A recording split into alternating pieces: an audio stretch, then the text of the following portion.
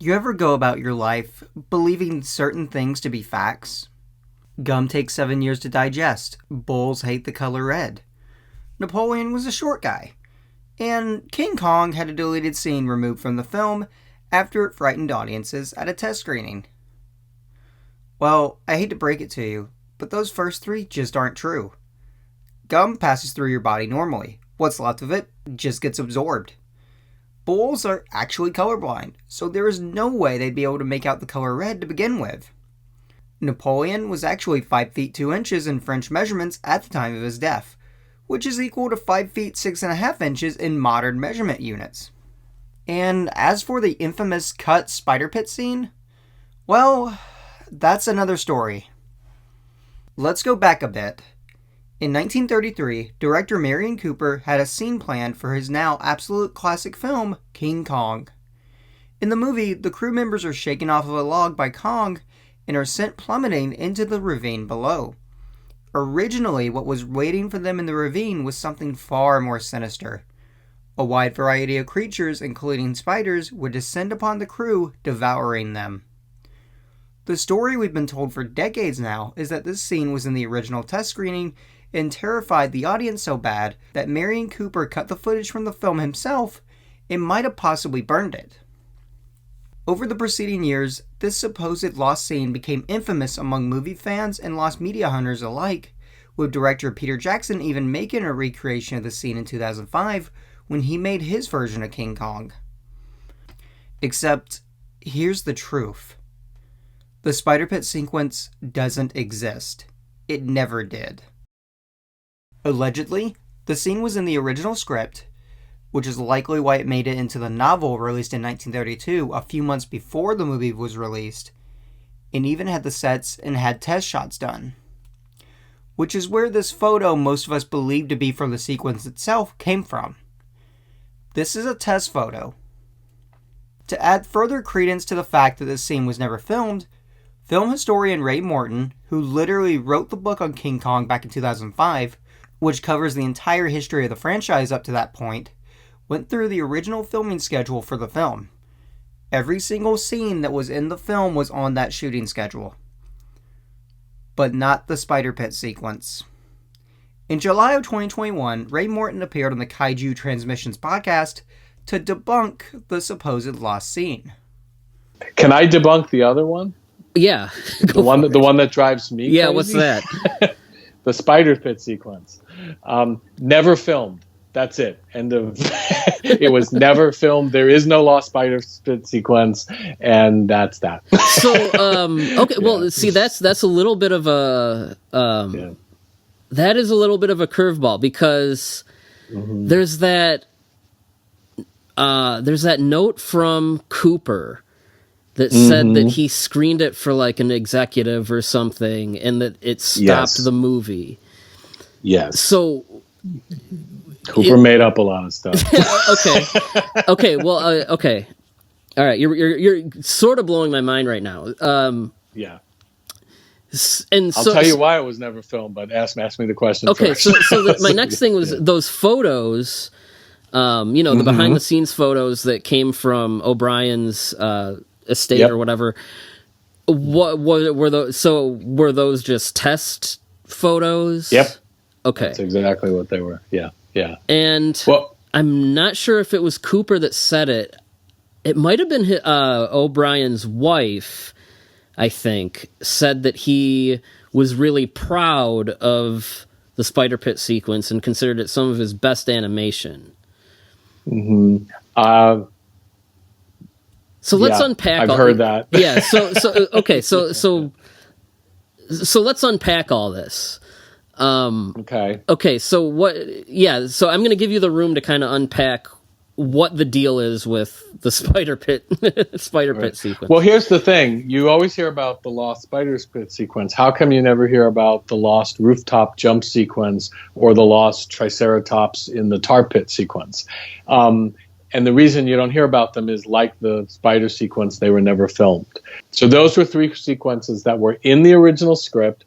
There are some production illustrations because they were planning to do the scenes, and most of the sets were built for it, and there were test sequences.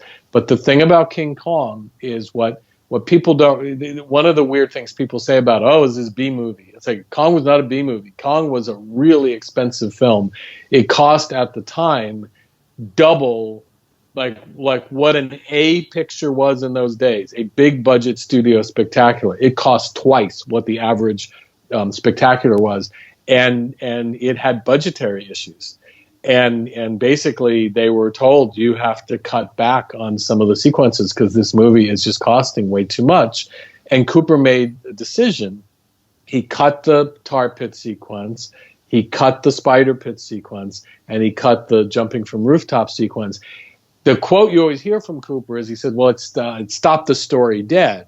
And he's right. It did stop the story dead because it would have been a 5-minute sequence that involved not Kong. It would have involved all these other characters, but it wouldn't have involved Kong. And from a pacing point of view, I understand why they cut it.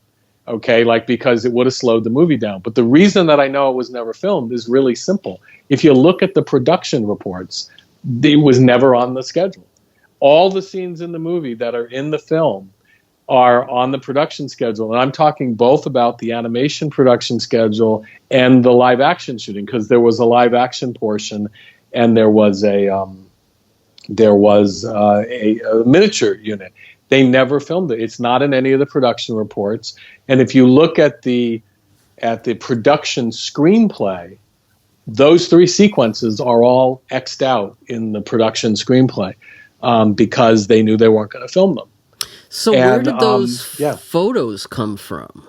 The photos were tests. They had built the sets, and they built the sets for all 3 sequences, and even the jumping from rooftop to rooftop sequence. The buildings were rephotographed. Those are the background buildings when Jack and Denham come up on the roof. So they repurposed some of that. So the sets were all built, and they shot tests for everything. Like they were going along making the movie. They were intended to shoot it, but it got to a point where it's like, we can't afford to do these sequences. Basically cut the ones you don't think are necessary. And Cooper cut all the ones that were necessary.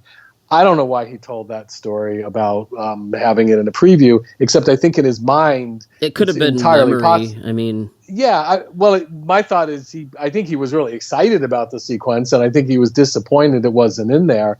But Cooper tells a lot of stories. He told a story about the way where he got the idea for the Empire State Building ending was he looked up and he saw a biplane flying by the Empire State Building. And he imagined a giant gorilla up there, and that's where the idea for Kong. And you will see that repeated all over it. That is not where the idea came from. The biplanes weren't even in the script till like the 5th draft of the screenplay. So Cooper, he's a storyteller. He made up stories. That's why you'll never find that scene, because it doesn't exist. Do you think there's any chance that maybe there was some test animation done for it? I'm sure there were tons of test things done for all of it, but nothing no official production on it. So if any footage existed, it would have been like an animation test. Yeah, but that stuff wouldn't exist because that stuff they did burn in those days, and maybe that's what Cooper was referring to. Yeah, okay. That's probably the most likely middle ground between all of this. No, I'm convinced of it, because you also have to remember how the sets were done. They had one big sound stage at RKO, which is now Paramount, and they had all 6 or 7 or 8 of these miniature sets built in different parts of the stage. I think all the sets were built. I think they shot tests on everything.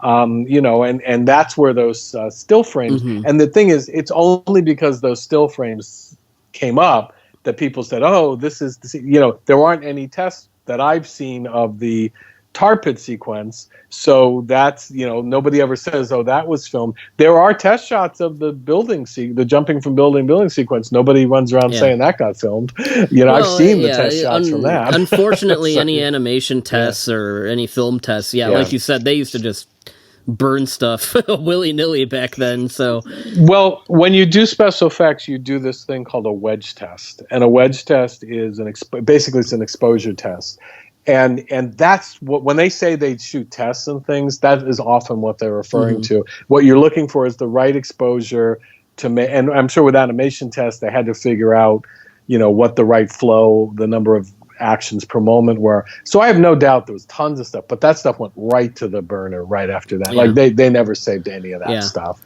So yeah. Wow. So what happened here? To go with what Morton said, the sequence appears to have been cut for budgetary issues and because it slowed the movie down. So yeah, that's about all I have for this video, guys. I hate to be the bearer of bad news, but searching for the lost spider pit scene is a fruitless effort. It never existed, and it never will. But the fact that this story has existed for decades, and that this legendary deleted scene, arguably the most famous deleted scene of all time, just never existed at all, it's mind-blowing. But hey, lost media can be pretty wild sometimes, right? Hey everyone, Seeker here. I hope you all enjoyed this quick little video. My good friend and fellow Lost Media YouTuber Scribbles to Screen tipped me off about this, and I had to make a video about it because I was so shocked by the revelation. So definitely check out his channel. He'll be releasing a King Kong video sometime next week, so definitely check that out when it releases. Thanks for watching, guys, and I'll see you all in the next video.